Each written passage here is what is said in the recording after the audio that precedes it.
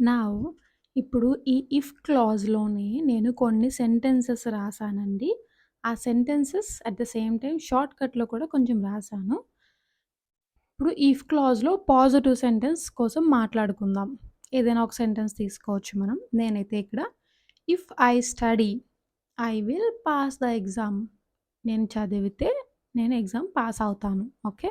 ఈ సెంటెన్స్ అనేది positive sentence. ఎందుకంటే నేను చదివితే పాస్ అయ్యే ఛాన్సెస్ ఎక్కువున్నాయి. సో, ఇది పాజిటివ్ సెంటెన్స్ అనమాట. సో, ఎక్కడైనా సరే ఏమైనా మనం ఎప్పుడైనా మాట్లాడుతున్నప్పుడు సెంటెన్సెస్ అనేవి ఓన్లీ 3 వేస్‌లో ఉంటాయి. Positive sentence, negative sentence and interrogative sentence. ఒకటి అది జరుగుతది అనే మాట్లాడడం, అది జరగదు అని మాట్లాడడం, అది జరుగుతాదా అని క్వెషన్ మార్క్ ఇంట్రాగేటివ్‌లో వేసి మాట్లాడడం. ఓకే. సో, ఈ పాజిటివ్ సెంటెన్స్‌లో if I study I will pass the exam. నేను చదివితే నేను పాస్ అవుతాను ఎగ్జామ్. దీనికి shortcut if I study I'll pass the exam. I విల్‌కి I'll pass the exam. Okay. This are shortcut way of speaking. రాసేటప్పుడు గానీ, మాట్లాడేటప్పుడు గానీ ఇవి కొంచెం షార్ట్ కట్స్ అనమాట. So, next one is if I study this is a negative sentence. Okay. If I study I will not fail the exam. So, whenever we use will not, does not, do not వాడతామో అప్పుడది negative sentence అయిపోతది. మీరిక్కడ already చూసినట్లయితే ఇక్కడ మనం will not వాడలేదు. I will pass the exam అనేది ఒక పాజిటివ్ సెంటెన్స్. అందుకే పాజిటివ్ సెంటెన్స్ అయింది. This is called a negative sentence because will not, do not, cannot whenever the not is there it is called as a negative sentence. If I study I will not fail the exam. నేను చదివితే నేను exam fail అవ్వను. ఇక్కడ నేను చదివితే exam pass అవుతాను. ఇక్కడ నేను చదివితే ఎగ్జామ్ ఫెయిల్ అవ్వను. సో, దీనికి షార్ట్ కట్ వచ్చేసి if I study I won't, will నాట్‌కి I won't fail the exam. Okay. Will నాట్‌కి వోంట్ అనే షార్ట్ కట్ మనం యూజ్ చేసాం. అండ్ ఈ నెగెటివ్ సెంటెన్స్‌ని ఇంకొక వేలో కూడా చెప్పుకోవచ్చు. ఓకేనా? If I do not study మనం I will fail the exam. ఈ నెగెటివ్ సెంటెన్స్‌ని మనం ఇంకొక వేలో కూడా చెప్పుకోవచ్చు. If I do not study I will fail the exam. అంటే ఇక్కడ మీరు అబ్జర్వ్ చేస్తే ఇఫ్ క్లాజ్‌లోని ఎక్కడ కూడా నాట్ రాలేదు. ఓన్లీ మెయిన్ క్లాజ్‌లో మాత్రమే నాట్ వచ్చింది. కానీ ఇక్కడ ఇఫ్ క్లాజ్‌లో నాట్ వచ్చింది. If I do not study I will fail the exam. ఈ మెయిన్ క్లాజ్‌లో ఎక్కడ కూడా నాట్ రాలేదు. So, in this way also we can form a negative sentence and we can call it as negative sentence. Okay. So, the shortcut of this sentence is if I don't, ఇక్కడ do not ఉంది కదా! Don't. If I don't study I'll fail the exam. I విల్‌కి I'll fail the exam అని మనం చెప్పుకోవచ్చు. ఇదంతా మనం ఒక సినారియో చూసాము. ఇప్పుడు let's go to the second scenario. Okay.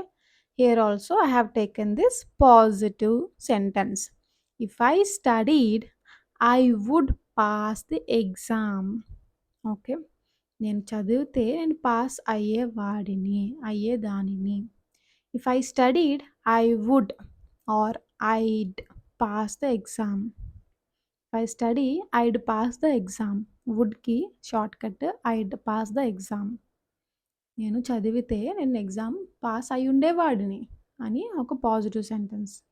Negative sentence వచ్చేసి if I studied I would not fail the exam. Same thing ఇక్కడ పై వాటికి, కింద వాటికి కూడా వుడ్ ప్లేస్‌లో అక్కడ విల్ ఉంది. అక్కడ విల్ ప్లేస్‌లో ఇక్కడ వుడ్ ఉంది అంతే. I would not fail the exam.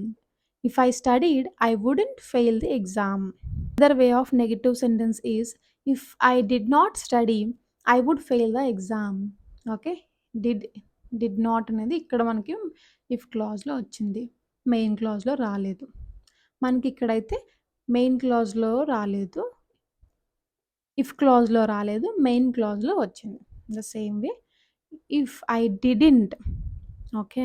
If I didn't study ఇక్కడ మనకి if I didn't study I'd fail the exam. Okay. If I didn't study I will fail the exam. చూసారు కదండీ! పాజిటివ్ అండ్ నెగెటివ్ సెంటెన్సెస్ మనం ఎంత బాగా చెప్పుకున్నామో అర్థమయ్యేలాగా. And case 3 scenario 3 ఇది negative sentence. If I had studied I would not have failed the exam. నేను చదివి ఉండుంటే I would not have failed the exam. If I studied I wouldn't have failed the exam shortcut. ఇది కూడా negative sentence. If I had not studied I would have failed the exam. ఇక్కడ would not వచ్చింది. And ఇక్కడ had not వచ్చింది. ఇక్కడ had వచ్చింది. ఇక్కడ would వచ్చింది. సో, ఇఫ్ క్లాజ్‌లో ఇక్కడ నాట్ లేదు. మెయిన్ క్లాజ్‌లో ఇక్కడ నాట్ ఉంది. ఇక్కడ ఇఫ్ క్లాజ్‌లో నాట్ ఉంది. మెయిన్ క్లాజ్‌లో నాట్ లేదు. If I had not studied I would have failed the exam. Okay. If I hadn't studied I'd have failed the exam. Shortcut వచ్చేసి if if I hadn't studied I'd have failed the exam. That way we can call it as. So positive sentence is if I had studied I would have passed the exam. If I had studied I would have passed the exam. So shortcut వచ్చేసి if I'd studied I'd have passed the exam. If I'd studied I'd have passed the exam. Okay. And ఇదొకటే కాదండి. నేను ఇంకా ఇది కూడా చెప్తున్నాను. I would pass the exam. I will pass the exam. I could pass the exam. I might pass the exam. I may pass the exam. I should pass the exam. I must pass the exam. ఇవన్నీ కూడా మనం వాడుకోవచ్చు. Will ప్లేస్‌లో would, could, might, may, should, must ఇవన్నీ కూడా వాడుకోవచ్చు. ఓకేనా? I hope మీ అందరికీ కూడా ఈ వీడియోస్ బాగా నచ్చుతున్నాయి అండ్ అర్థమవుతున్నాయి అనుకుంటున్నాను. మీకేమైనా డౌట్స్ ఉన్నా, లేదంటే కొత్త టాపిక్స్ ఏమైనా వీడియోస్ కావాలన్నా నాకు కమెంట్ సెక్షన్‌లో తెలియజేయండి. నేను వీడియోస్ రిలీజ్ చేస్తాను. అండ్ ఈ ఇఫ్ క్లాజ్ అనేది ఈ వీడియోతో అయిపోలేదు.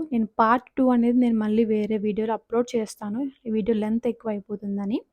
సో, ఆ వీడియోలో you will learn more things about this if clause. Okay, don't forget to watch that as well.